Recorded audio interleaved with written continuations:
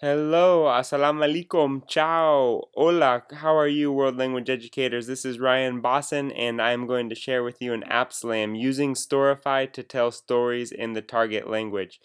We have 3 goals. 1, to understand the gist of Storify.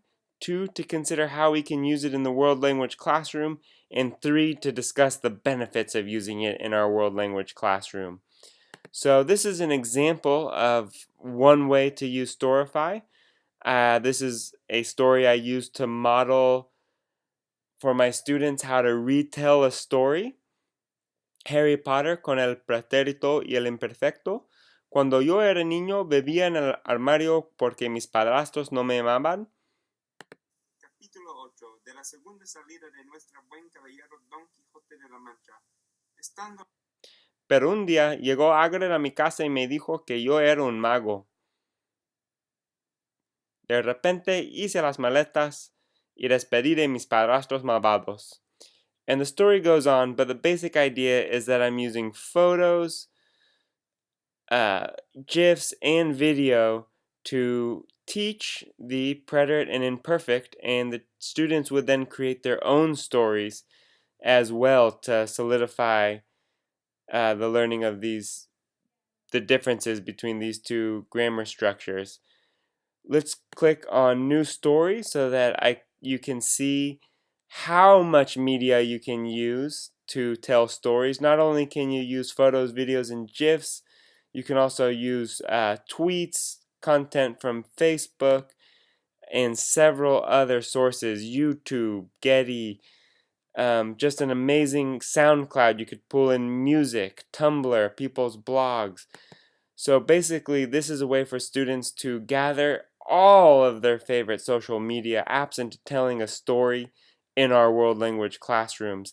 In a basic language classroom, for instance, you might want students to, instead of describe clothes in the textbook or things that they like, um, by drawing a picture on a piece of paper, they can actually access their favorite apps like Instagram here, and we'll type in football, and you'll see that the students will be connected to an authentic audience of Spanish speakers who like football and are posting on Instagram. And students, for instance, might like this photo, pull this in, and practice their Spanish. Me gusta el fútbol. This would be a basic Spanish learner. They can even see what their friends are up to or access their own accounts to share a little bit about themselves. Here, for instance, once again, we can describe things that are relevant to our lives rather than using the textbook. La camisa es graciosa, for example. So, not only can the teachers use this for comprehensible input, creating their own stories, but students can use it as well. Your more advanced students might pull in tweets from things that they like with a hashtag or the users that they follow or tweets that they favorite. And that is why Storify is so awesome. So to finish it off, let's sum up the benefits. Here they are. 1, your students are going to have higher levels of engagement using technology that they use outside of the classroom already.